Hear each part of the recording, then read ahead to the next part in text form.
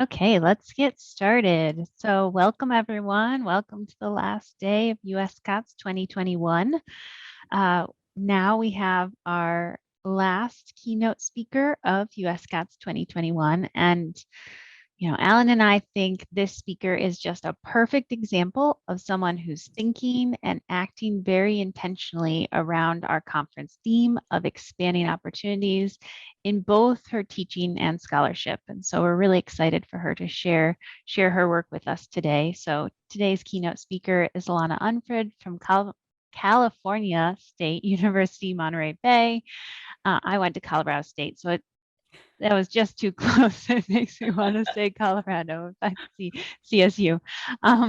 And before I hand it over to Alana, I just want to remind folks that if you have any questions, please put those in the Q&A, not in the chat. Again, keep up the friendly banter. Tell us about your pets as you're coming in the chat. But then if you have questions for Alana, put them in the Q&A and then vote for particular questions. And then we'll get to those at the end of the session. All right, without further ado, Alana, you have the floor. All right, thank you. I'm so excited to talk about this work. All of the keynotes this week, I've kept thinking, oh, I'm going to talk about that. I'm going to talk about that. So I'm really excited about how it kind of ties together with things we've been discussing. So I want to start with this broad question of who has access to a college level statistics education. We might initially just think, everyone or anybody who comes to college, right? But let's think about that in a little more detail. First, we have students who complete AP Stats. They receive that college level course. Maybe they retake it in college, maybe not, but they're getting that college level stats education. Students who enter college math ready. So this is a requirement of a lot of schools, right? That if you come into college and you're math ready, you go straight into an introductory stats course, maybe. But there's another group, and that is students who successfully complete mathematics remediation. And when you think about that requirement, then that you somehow have to get to this level of being considered math ready to get that college level statistics education, who has access is not everyone. And that becomes a problem for us when we think about wanting to expand opportunities for students to have access to statistical knowledge. So I'm really going to focus on this third bullet here about students who successfully complete mathematics remediation. We're going to kind of focus on that group of students and what we think about with students needing to be math ready. So before you sign off and say, well, why are we going to talk about math remediation at the stats conference? Let's discuss this, okay? And also, why should you keep listening even if your school doesn't offer math remediation or have remedial courses? So the first thing I want you to know is that if your school were kind of following national trends, then close to 40% of your students in introductory statistics have taken a remediation course prior to getting to you. Now, that's something I used to never think about when I just taught intro stat because I didn't deal with remediation, right? But we want to think about that history of our students and what does it mean to be traditionally remediated?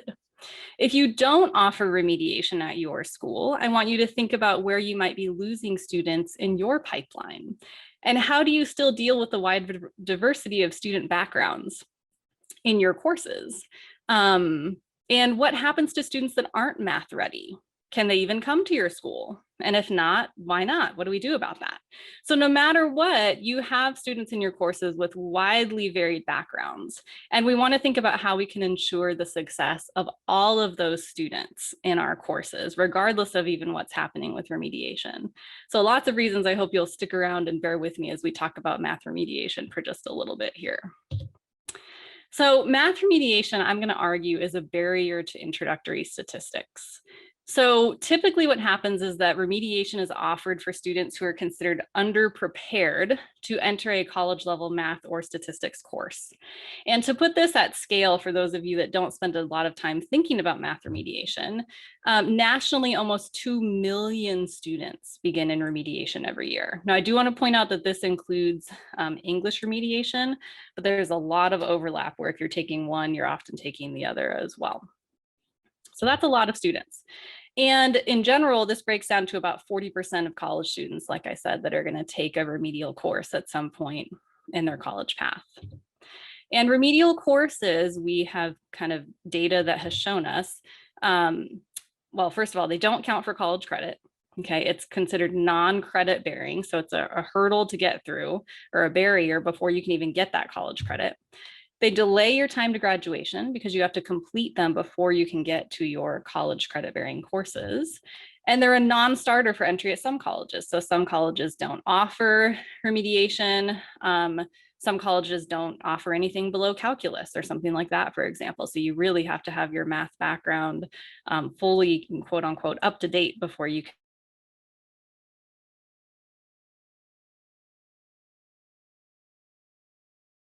But there's this sense that maybe remediation is needed for success, right? That's the model that we've been working off of for decades. However, at four-year colleges, only 36% of students who start in remediation are going to go on to complete their general education course, such as introductory statistics. And at two-year colleges, that's only 20% of students that make it all the way through remediation and through their college credit bearing course. And in terms of graduation, only 17% of students who begin in remediation actually graduate. Now, I don't know about you, but I would hate to get a student in a math remediation course and say, just so you know, since you're starting right here, you only have a 17% of chance of finishing your goal. That's not a great model to tell our students about what their future looks like. We also want to see here that this graphic is basically demonstrating the vast majority of students, kind of regardless of demographic characteristics, do not complete remediation. So it's across different racial and ethnic groups, across age groups, across income status, that we see this problem of not getting through remediation and finishing a college course.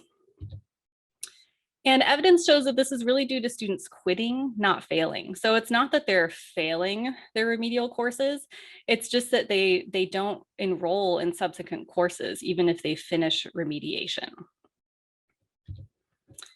And in terms of who needs remediation, this is where we start to see big problems in terms of what we've talked about with kind of the diversity pipeline, right? That if you are African-American, Hispanic, or low income, you're much more likely to be headed down that remediation path, where students from those backgrounds tend to be put into remediation much more than students of other backgrounds.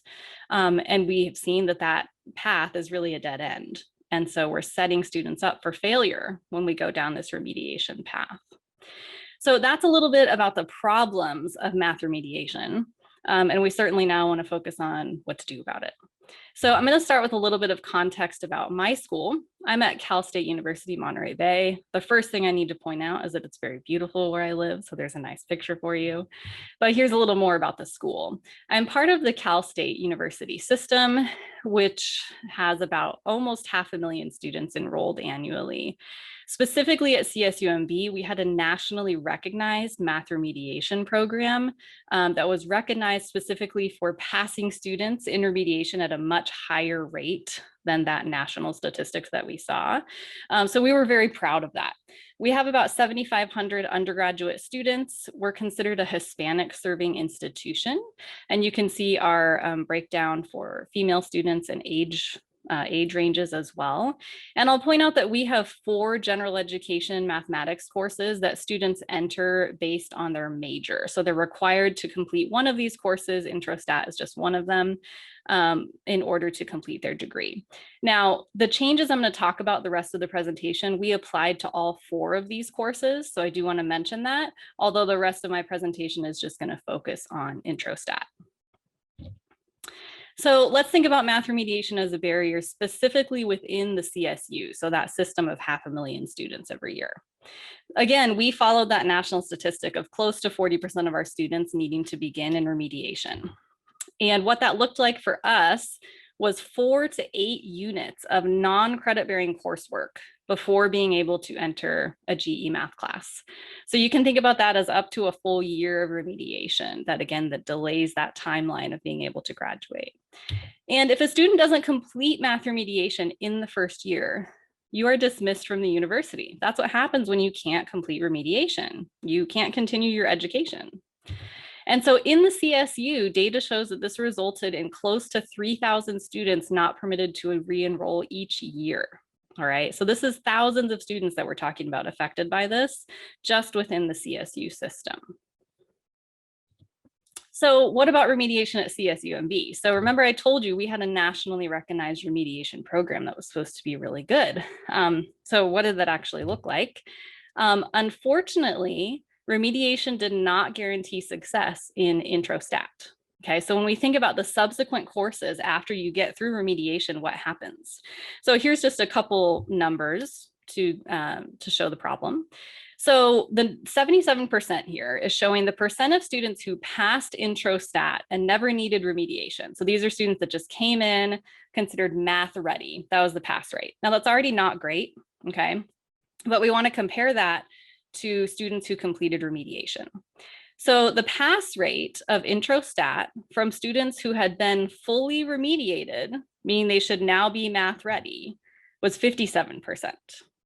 And so this is a huge equity gap, right? A 20% difference in the pass rates for intro stat, when remediation is supposed to get students to the level of being just as prepared as the students who never needed remediation. But we're seeing that that's not the case. That math remediation is not setting up students for success in that introductory statistics course. So the bottom line here, we have all this evidence that math remediation just isn't working. So let's get rid of it.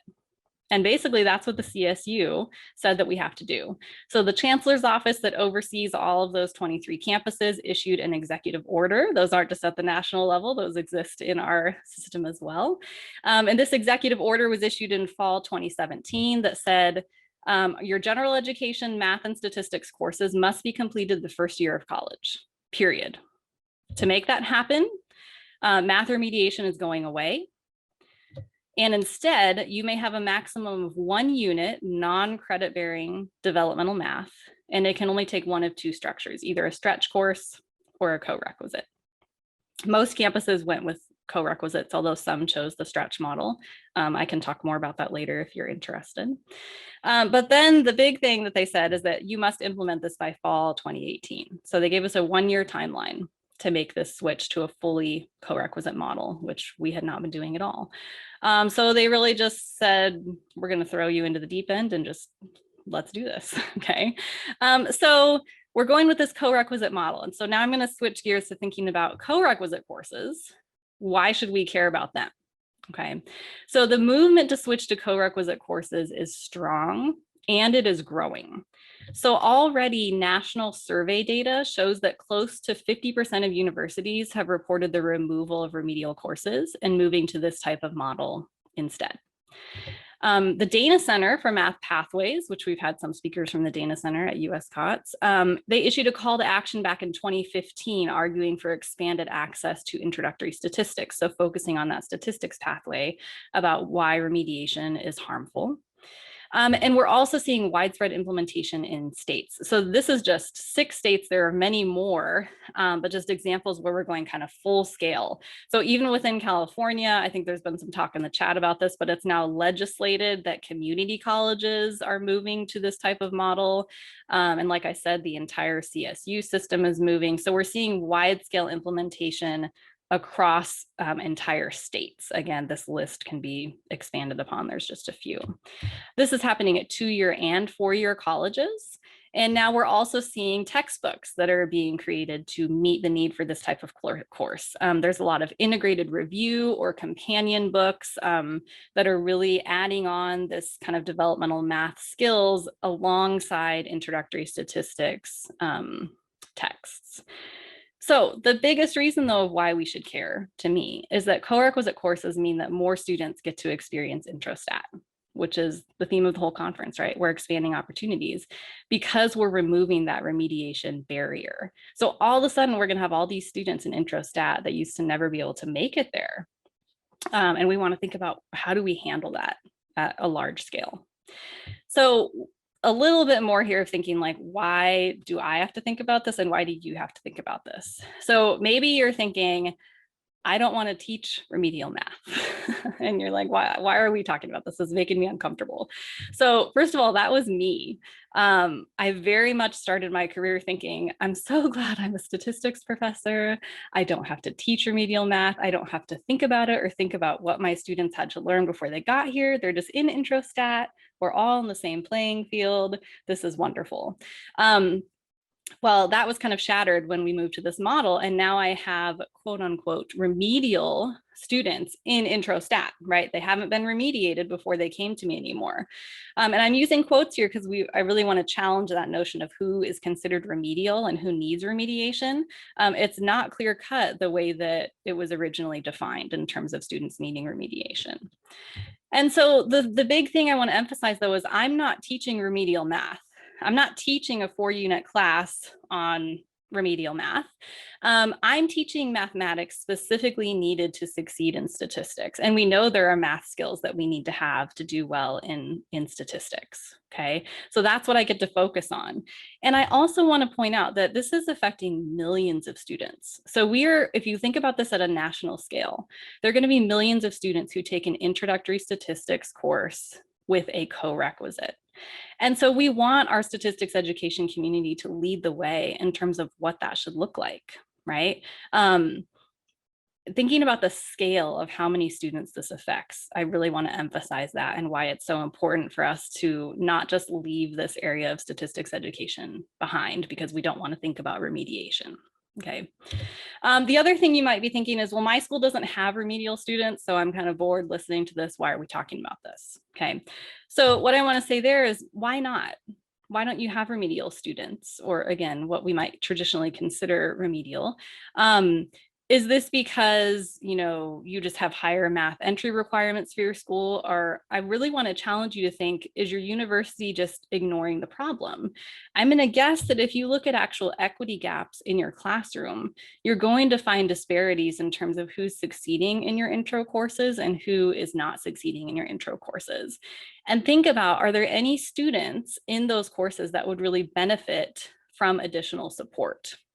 And how can we give that to them? So from there's kind of my argument for thinking about co-requisite courses. For the rest of this talk, I'm going to do two main things. I'm going to talk about co-requisites, what they are, how we implement them, and we'll also look at data from CSUMB to see, does this work? And I'm also going to talk about complex instruction. This is a pedagogy for any class. And I want to emphasize that because since all this work, now implement complex instruction across my courses, including upper division statistics courses. So this isn't just for intro stat. When we have these underprepared, as we might call them, students in intro stat, we need to have a pedagogy that allows us to help underprepared and prepared students succeed in the same classroom. Okay, so we're going to talk about both of these things for the rest of the talk. Okay, so jumping into that co-requisite course design, the first thing I want to emphasize is that it's not a remedial course. It is a support course that you take alongside a college level course. Okay, so I'm not teaching 4 units of remediation anymore where students really don't see the point of why they're needing to learn these specific math skills. I'm specifically teaching them math skills and giving them extra practice for things that they need to be successful in their introductory statistics course. There are several co-requisite models. Commingling, cohorting, and stretch courses are common ones that we see. So commingling is when we mix what we call college-ready and underprepared students in the same intro stat class, okay? And again, I want to emphasize that the language I'm using here is not perfect, saying that a student is college-ready versus underprepared in terms of their math background. Because what does it mean to be underprepared? And that language almost puts the burden on the student, where some of that is the burden of, maybe the education system that they came from.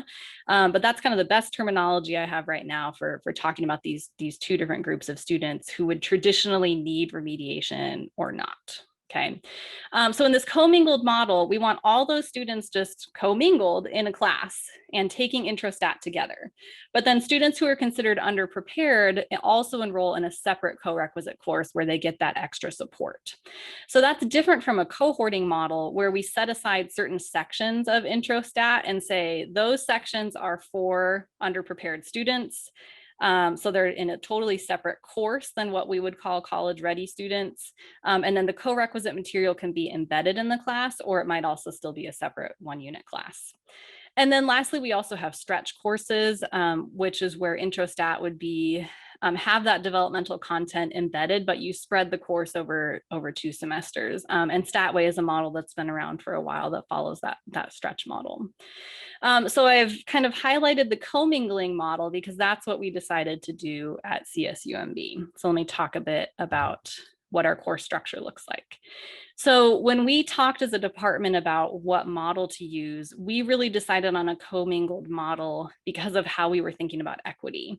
Now, I'm not saying this is the only way to go. You can work on equity within any of these models, but for us, we were really focusing on the stigmas that students experience when they go into certain courses. And we didn't want any stigmas about who belongs in statistics and who doesn't. So we were really worried that if we had a separate section for our underprepared students, we were still sending them that same message that remediation gave, which was, you're not really ready to be here and you need extra work. Okay. We didn't want that. We wanted everybody to see, no matter who you are ready for a general education introstat course that gets you college credit. And we want all those students together in the classroom and you all belong here. So that was our kind of philosophy about that. So what this looks like for us is we have a 2-hour face-to-face activity period at the end of the week. And this, again, based on the CSU requirements, is 1 non-college credit bearing unit. In terms of grading structure, I can talk more about that later if you're interested, but it doesn't affect their GPA. It's non-college credit bearing, but it's a 1-unit course on their schedule. It was really important to us that it's taught by an introstat faculty member.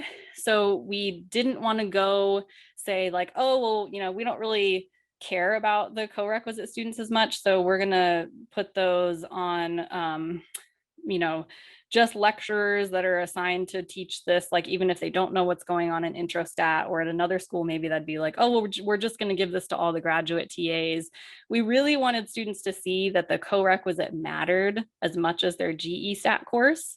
And so we made sure that that co-requisite course is taught by people that are also teaching the actual introstat course. So they're seeing continuity in terms of the actual professors. These courses we capped at 25 students so that we could actually have time to work with all the students. And we also have peer mentors embedded in the co-requisite course. So peer mentors are undergraduate students who have successfully completed the course before. They are hired through our tutoring center. So they have a lot of tutoring training that they go through on campus, but they're embedded in the classroom in the co-rec to work alongside all of these students and help them think through like, oh, well, this helped me when I was studying for this class, things like that. And then lastly, students are solely graded on participation and assignment completion within this class. So it's not meant to burden them with another course that they have to think hard about how they're going to get an A or something like that. If they show up and they do the work, they get an A. Okay. And it's really there to be that support structure. So you'll see as I talk about this in the rest of the talk, I'm going to transition between calling it a co-requisite course and calling it a support course, because that's really the language that we use, is that this is just supposed to be an additional support to students as they are working on their introstat course. So I talked about this being a commingled model, and there's some big implications for being a commingled model. So the first is that each section of introstat has students with widely varied educational backgrounds, right? We said we're mixing together students that are considered college ready and underprepared, but we want all of those students to have a positive experience and come out wanting to learn more about statistics. So how do we help all of those students at the same time? That's a big job. And then also thinking about the co-requisite course. When students enroll in a co-requisite, they're coming from multiple sections of our GE intro stat course. So in a sense, the co-requisite courses are also commingled, where not everybody has the same intro stat instructor. And so because of that, we need our GE course, the intro stat course, to be highly coordinated so that all the students across sections are learning the same material at the same pace, so that when they come into the co-requisite, they're all at the same point in the semester. And to do this, we now have buyout for a course coordinator who receives 2 units of release time each semester. And their role is to really keep this coordination happening in all of the sections at the same pace, going over the same material, et cetera. And we also, because of this, scheduled all of our co-requisite courses on Thursdays and Fridays, with the idea being, even if they're in different sections, the students should be fully completing their intro stat courses for the week before they come into the co-requisite. And then the co-requisite is kind of the last thing they do at the end of the week, so that we know all the students have generally seen the same material. Okay, so who actually enrolls in the co-requisite? How do we do this? Historically, for a minute, let's think again about math remediation. In remediation for CSUMB, this was just, any student with a low math placement exam score. So across the CSU, students were completing a placement exam. If you didn't meet the cutoff, you get enrolled in remediation, and it's required. And again, this is even if you've met your high school graduation requirements for math courses. That's not enough to say that you're college ready, even if you've met those graduation requirements in this historical model. And now we're kind of flipping that. We're saying any intro stat student can enroll in the co-requisite. So if you get into CSUMB, there are no remedial requirements now, right? High school graduation requirements was enough. Everybody can enroll in intro stat. And then those freshman students get to decide if they want to take the co-requisite. And the way that we've done this is with what's called directed self-placement. So this is kind of unique to CSUMB and a couple other campuses in the CSU. They're not all using the same system, but basically it's a short diagnostic where students really have the agency to decide if they want the co-requisite. It's kind of this reflective experience with also a couple questions dealing with kind of their mathematical background. But the students get to decide after taking directed self-placement if this is something that they think would benefit them or not. If they don't do directed self-placement, the CSU system has developed a multiple measures placement based on metrics such as high school GPA, ACT, SAT, which is in question for future years, things like that. So if students don't complete DSP, then their multiple measures placement is what's used to determine if they need to enroll in the co-rec or not. Although we can force them to enroll initially, they can still drop the class. So it's really not forcing them in some sense. But that's how we decide who ends up in the co-requisite. And when we first tried this, we thought, who is going to sign up, right? Like, if this is optional, like, is this actually going to work? And it turns out that 22% of our students said, yeah, I want the co-requisite. And then it's awesome because you get in the co-requisite class and you know that those students chose to be there. It wasn't forced upon them. They're asking you for the support and they're ready for it. So what does a co-requisite class period actually look like? There's 3 main components. I'm going to talk a little bit about each of these. That math knowledge that's needed, additional support for course content, and then study skill development. So the co-requisite math knowledge, I want to point to this wonderful document that some of our statistics education colleagues developed called Mathematics Prerequisites for Success in Introductory Statistics. So if you are like me, who had been ignoring math remediation because you didn't have to think about it and thought, I have no idea how to say what math skills are needed to succeed in intro stat. I've never thought about that. This document is a wonderful guide for the sorts of skills, mathematical skills, that our students need to succeed in intro stat. So start there. And based on that, we use EdReady, an online kind of adaptive learning system, to give students practice on these mathematical prerequisites. So basically, students start with a diagnostic quiz based on the skills that I've said they need to learn. That diagnostic quiz places them. So you can see this is kind of my professor view of what the students look like, where I can see, oh, that student started at a 52. And then we require them to work up to 90% proficiency. They have as much time as they want, basically, and they can repeat modules as much as they want. They're just working towards that proficiency. And you can see most of the students here worked all the way to get to that 90% proficiency from EdReady. We use EdReady because the CSU already had licensing for it and it was free for our students. Okay, so what does support for course content look like? In the classroom, we do a ton of group work, which has to do with complex instruction, the kind of second half of this talk. We do a lot of active tasks, worksheets, some mini lectures on sticky points just in time, like when students need them. We work on test corrections. We also have open work time for things students want to focus on. So this is just a brief example that I'm showing here of before we jump into an actual regression activity, let's remember what the equation of a line looks like and how we graph things so that once they actually see it in a statistical concept or context, they can better understand, well, what is the slope? What does the slope mean? What's it telling me in terms of the line, things like that. And so then from that support for course content, we then go into more practice examples where they're actually working with regression and having to interpret similar lines, but now in the statistical context. And so we practice those things within the Corequisite and give them that extra support and extra practice for things they're already doing in intro stat. For study skill development, this is just an example of some of the study skill things that we do. We start on the very first day of the Corequisite talking about the myth of being bad at math. This idea was talked about in the diversity panel. So we really try to smash that on the first day of like, if you're in this class, if you're in a Corequisite, you don't get to say you're bad at math. Like that's not a thing, and this is why. Instead, we can say we're working on it or that you don't understand something yet, but we're going to get there. Okay. And then we just try to focus on other study skill pieces, as we call them, that are really going to help students succeed in intro stat, as well as hopefully in other courses as well. So quick quote of what students think.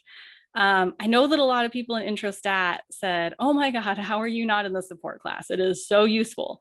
So what I love from the commingled model is that you have students in intro stat sitting next to each other in groups where some are enrolled in the co-rec and some are not. And the co-rec students will be doing something in class and pull out their notes from the co-rec and say, oh, we talked about this, like I have a note on it. And the other students not in the co-rec will be like, where did you get that? Like, I wanna see that, like, that's so helpful. And so they kind of promote the course to the other students and talk about how awesome it is while they're in their intro stat class. Okay, so here's the challenge. Now I have these, traditionally considered mathematically underprepared students in intro stat.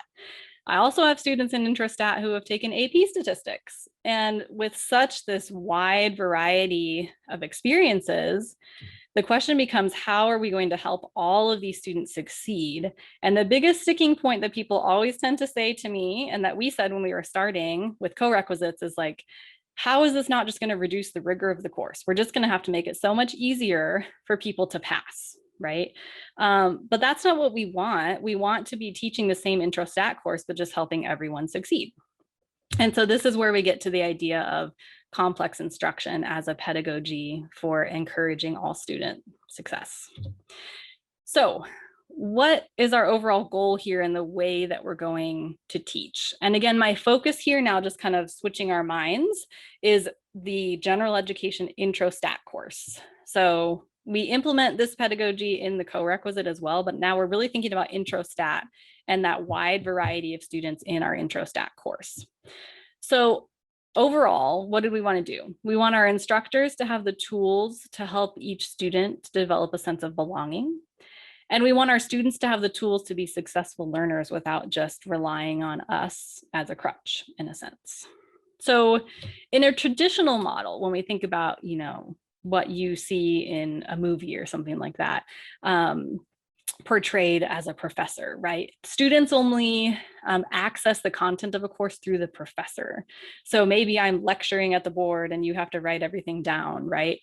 You are only accessing the content through me. I'm the mediator to that relationship. You're not really directly engaged with the content if I make sure that I'm overseeing everything as the instructor. But what we actually want is we want the student interacting directly with the content And we want the teacher to really just be the manager of that relationship between the students and the content. So just at this point, you might be thinking, well, this sounds like active learning, right? And it is active learning, but it's a very specific form of active learning called complex instruction, where we have these specific structures for that management component, where we're managing that relationship between the student and the content.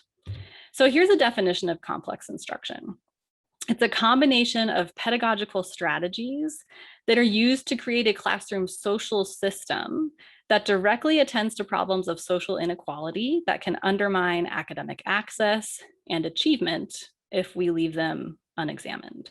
So we're really dealing with that social aspect of the classroom and the inequalities that students feel in the classroom.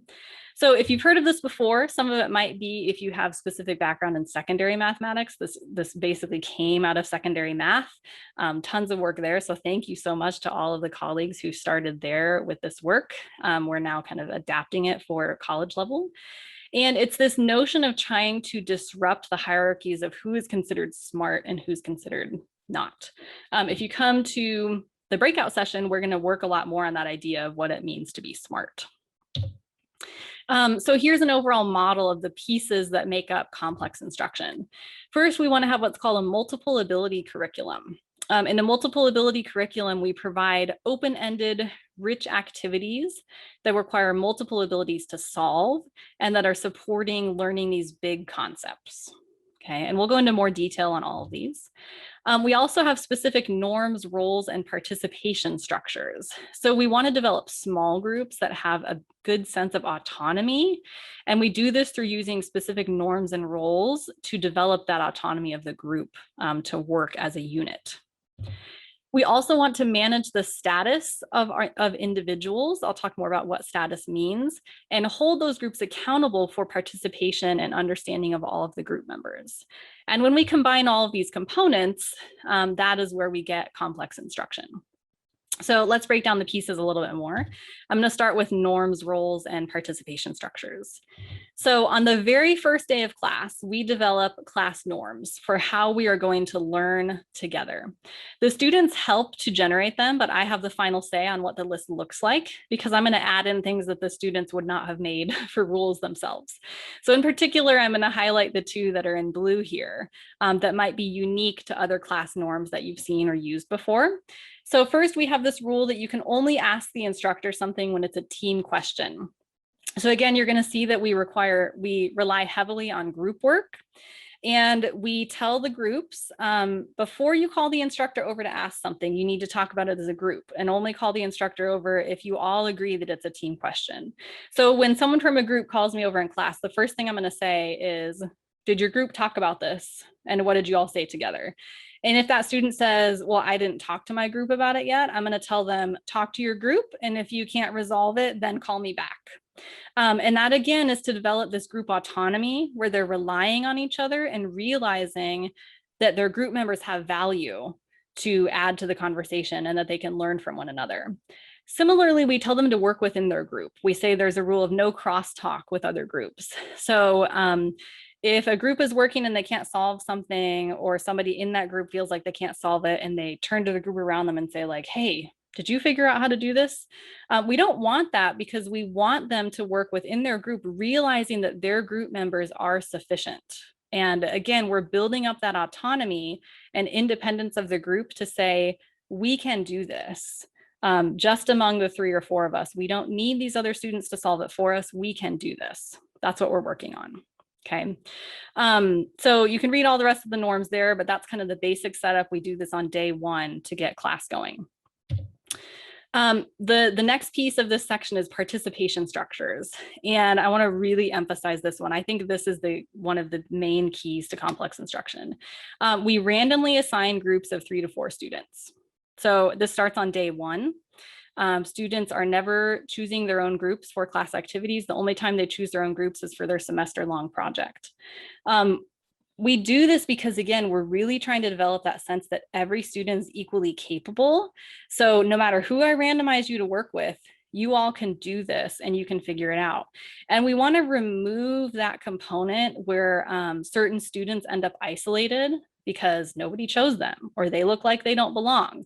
We don't want that. We don't want students to be grouping themselves based on perceived ability, because we think those perceived abilities are wrong, right? We don't want students judging each other based on that, or only working with students just like them or how they perceive it. We're really trying to smash that and say, everybody can do this, no matter who I randomize you to work with. I want to say here, this terrified me before I started doing this. I thought, I'm teaching college level students. These are adults. Maybe this would be okay at the K-12 level, but like, these are adults and they should also have autonomy to make their own choices for who is in their group. But I want to tell you that as soon as I switched to randomly assigning my groups, it was really like my classes just came to life. It was amazing, where all of a sudden students are meeting a bunch of different students. They're developing this group autonomy. It really just brought my classes to life, and I won't go back.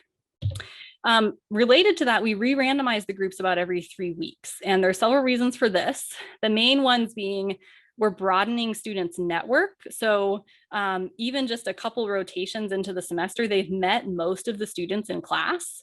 And so they have this big network of students they can reach out to instead of just the same students, the same 2 students they were sitting next to all semester or something.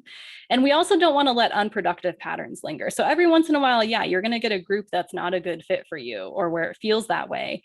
And we don't want to keep students in that situation too long where they just feel stagnant or like they're stuck because of their group. So we try to keep things changing every couple of weeks. Okay, so that's the group randomization. I can't recommend it strongly enough how much that alone impacted my classes. We also have roles. So each group member within a group is randomly assigned a role. And these roles are really about how the work should be done, not what work should be done by each person.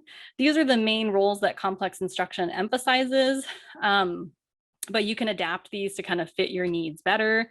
But basically you have someone who's facilitating the group, a reporter, a team captain if you have 4 students, and a resource manager. The resource manager is the person who should be calling over the instructor. The instructor is just considered a resource to the team. And this is also really beneficial for just making sure that you call on diverse groups of students. So I might say for one task, like, okay, go work in your groups. Team captains, you guys are going to be reporting out all the answers today. And it gives me a way to just manage who's going to be talking in class to make sure everybody's participating.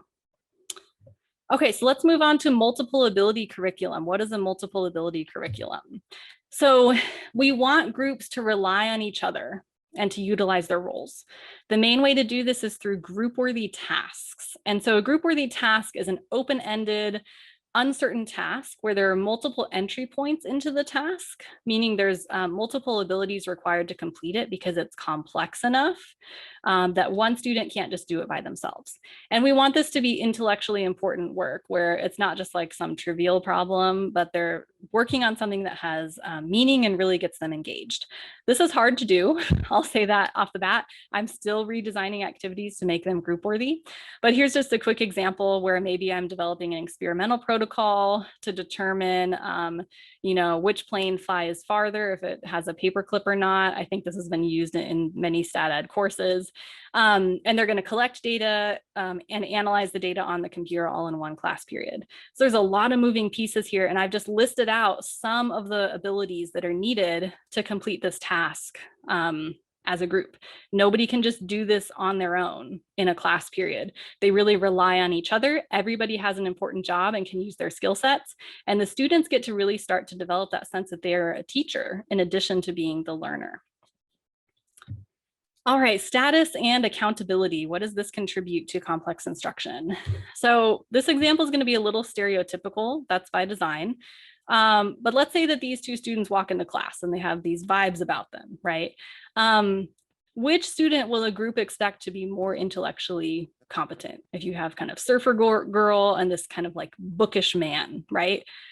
Traditionally, stereotypically, we would say, oh, I want that guy with the book and the glasses. Like he's going to really be able to help my group and I can learn from him, right? We have these stereotypes as much as we don't want them, okay? And unfortunately, our students walk into the classroom holding stereotypes about one another even when we don't want them to. So these judgments are what we call, or they're based on status characteristics. So that can be skin color, gender, age, accent, et cetera, et cetera. The way that we're making judgments about who is smart and who is not. And so we want to disrupt this knowledge of status, because if we don't manage the status of students in the class, we're going to have unequal participation. Students that see themselves as having low status in the classroom are going to consider themselves less smart. They're going to participate less. They're going to learn less. And so again, that's kind of a blanket statement. I know that's not every student, but that's generally what we see happen when students come into a classroom feeling like they have a low status within their classroom. And so how do we manage status? What do we do to get that equal participation? A lot of this we've already talked about. Randomizing groups, giving that sense that all students are equally capable. Using the roles, we want to manage the assumptions of who's competent. So we don't want a group to say, oh my gosh, I can't code, like you should do the coding because I can tell you're going to be really good at the coding. No, we want everybody to know that they can do the coding. Okay. And so we're going to use those roles to manage what's happening. We're going to use that multiple ability curriculum so that multiple abilities are needed to solve a problem. It's not just, for example, about the speed of a calculation. Okay. And then we want to assign competence. This is a new one that I haven't said yet. Figure out how your students are smart and tell them out loud. So when you are in the classroom, say, hey, that's really awesome. I saw that you pulled out your reading log to find that definition. That was a great use of your reading log. And finding these things that students are doing and telling them out loud, even when it's not something that would be like a traditional way that we would say like, oh yes, you just calculated that very well, or something like that, right? Okay, a couple logistics here. We cap our classes at 36 students per section so that we have the ability to work with the groups in this context, because it does take a lot of work. This is a 3-unit class that meets in person. We have that course coordinator. Another equity issue, we really focus on low cost and free resources. So we use the Open Intro randomization textbook. We'll be switching to Intro to Modern Statistics next summer as that comes out. We also use Jump software because we have a campus license that's free to students, and we decided with this particular population, this is the right level of software versus jumping into R or something like that. In a typical 80-minute class period, a good 55 minutes at least are oriented around the group work. And if anything, I may be giving a 15-minute mini lecture on something, but class is group work. That is how class works. And my job is to manage the groups during class, which is a ton of work, okay? I don't just sit around and wait for them to finish. There's a lot going on while they're in their groups. So some questions about, well, is complex instruction, working? Thinking about, is the course rigorous enough? This is just student opinion, okay? But students overwhelmingly are still finding the course material challenging. Now, you can decide if you think that that is good or not. I would say it is good. I don't want to think that I, dumbed down the course enough that everybody thought it was super easy, right? Statistics isn't necessarily easy, but it's valuable, right? I want them to see that, and it's okay to me if they find it challenging. And then overall, what do they think of complex instruction? The first one I really want to emphasize here, 95% of students are finding that the class environment that their professor created was supportive, 95%. And I know if you look at the bottom, the overall response rate is low. That's mostly just because of who consented to participate in the formal IRB research study for whose data I can show you. But overall, I think about 65% of students responded to the survey, and these are the trends we saw. Students are contributing to groups and they're benefiting from working with their peers. Overwhelmingly, that's what students are saying. And in terms of their general comments, we switch it up and I like that. I don't feel embarrassed asking questions. This has given me a sense of belonging where I have phone numbers of like half the class because I've met so many students. I know that I can go to anyone and we're going to figure it out, right? They're seeing the benefit of working together. Now, I said I would talk briefly about beyond intro stat. And I want to just say that complex instruction actually doesn't look any different beyond intro stat. I now use it across all of my classes. And they all came to life because of this pedagogy and the way of getting my students to interact with one another. There were no major changes to the complex instruction framework to apply this across the rest of the classes that I teach as well. So real quickly, let's just jump into some results of, back to the co-requisite, are students actually passing and succeeding in intro stat? Okay. Our goal when we started this was just to maintain our intro pass rates, our intro stat pass rates. We thought we have all these students who traditionally would have been in remediation, and now they're in the intro class. If we just maintain our pass rates, we're going to be like jumping for joy.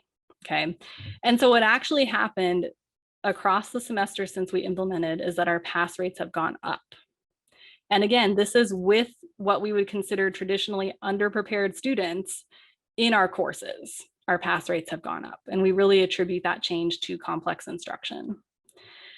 Getting more into the pass rates, the numbers I'm showing you here are for the remediation data. So looking at the 2 years under the remediation model prior to the co-requisite implementation, we just focus at the bottom here. We're seeing that big equity gap that I talked about at the beginning.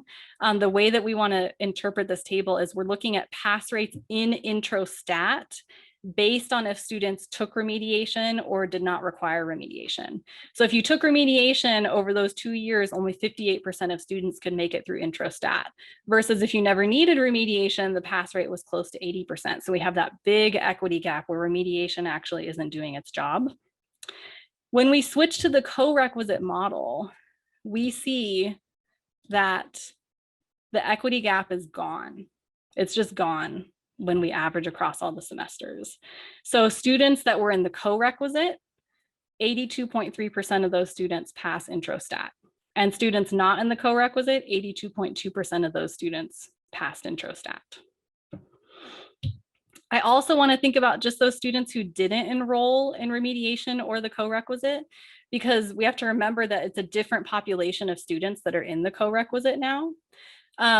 And so thinking about students who chose not to enroll in the co-requisite, a lot of those students traditionally would have been put in remediation. And we see that that pass rate has also gone up. So it's not just that we're still failing students that would traditionally need remediation. We're really helping students succeed across the board. And again, that drastic difference between students who used to be remediated and students who are now in the co-requisite, just a drastic change in the pass rates under these two different models. We also looked a little bit at equity gaps. I'm going to move through these pretty quickly, but the basic idea is that the equity gaps have narrowed slightly on characteristics like first generation status. But the biggest thing here is that the benefit is being applied fairly evenly. So it's not like only our non-first generation students are succeeding, but first gen students are still really staying way behind. We're seeing that the benefit of these models is affecting everyone pretty equally. I'd like the equity gaps to be closing even more, but at least everybody's moving. Same thing with Pell eligibility as an indicator of financial need. Kind of everybody is improving under the co-requisite model. Same thing with male-female equity gaps. I know the binary is not ideal here for just looking at male-female categories, but that's the best data we have from campus. So overall, things are looking really good. Just emphasizing again that, we made so many revisions at the same time that I can't say formally like causal effects, right? I have to say that as the statistician, and we're still doing a lot of research. There's so much data to still explore here. But one thing I do want to focus on, we have all this attitudinal data that we've also collected. We've been collecting SATS data since 2017 that I still need to analyze. As a quick side note, I also have a new NSF grant with wonderful stat ed colleagues that have some posters going on at US COTS right now. I encourage you to check those out to think about how attitudes work and affect our classrooms. This is a ton of work.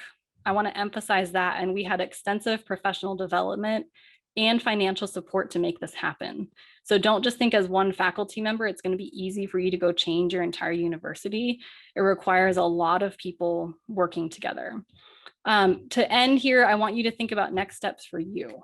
There's a lot to think about. Look at your equity gaps. If you offer remediation, think about why, and can you switch to a co-requisite model? If your university doesn't have remediation, are there courses that you do offer that could benefit from a co-requisite course to help students? Talk to your math colleagues who have been teaching math remediation. They know a lot and have thought a lot about this, whereas I hadn't thought about it at all. And overall, just believing that all of your students can succeed in statistics no matter what their math background is. because we're seeing that here, that everybody can do this. I've got some text resources listed, and I want to thank all of my wonderful colleagues who did this with me. It certainly was not just me. So thank you. Wonderful. All right. So if people could clap for Alana in the chat, that would be lovely. Wow, that was a action-packed talk. Lots of great food for thought. Alana, I don't expect you to have been keeping up with the chat, but people are really responding to what you had to share with us. And we also have lots of questions, lots more than we'll be able to get to. But I do want to remind everyone that Alana will be leading a breakout session in the next set of breakout sessions. So that could be another place to connect with her. Yeah, I'll say real quick, I encourage you to come because I am planning to have the majority of that question time where I can really answer more because I knew we wouldn't have much time. Yeah, great. That's awesome. But let's get a question or two in here. Let's see how this goes. So, okay, the most highly voted question was, my experience is that it's not the math part that is often the stumbling block in intro stats, but rather time management, willingness to seek help, etc. Curious about the non-math part of student support in your courses. Yeah, that's a great question. And that's why we have that study skills component in the co-requisite where we try to deal with a lot of those sorts of things. So we actually have a time management workshop where we have someone from our Center for Student Success come into the classroom and give a workshop on time management. And the students learn a bunch of different time management methods. We have them work on a calendar of their week, and they come back the next week and report on how their calendar went, like when their study time was. So the co-requisite really has a lot of that time built in to help students with those skills beyond just the math practice. So that was a very intentional design of the co-requisite, that it's really not a math remediation class. Great. I just saw Nick's comment. I'll go back to the text resources, but the slides will be posted too. And there's more extras after the thank you slide also. So lots of resources in here. Yeah, wonderful. Yeah, Bob will get those up on the website shortly. It seemed like a lot of the questions already posted. That sounds just like Bob. A lot of the questions that folks had, or a lot of the chat, was around implementation. So I'll ask this question that maybe will be quick.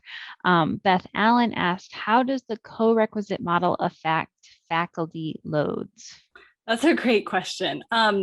It's interesting because since it's a 1-unit course, the way that the CSU defines things, which would not be true universally for other schools, is that if we teach it as a 2-hour activity period, a faculty member gets 1 1/3 teaching units. So when I teach a 1-unit course that's 2 hours long, I get 1 1/3 teaching units, which certainly has created a little bit of havoc in our teaching schedules to teach a course with a 1/3 unit on it.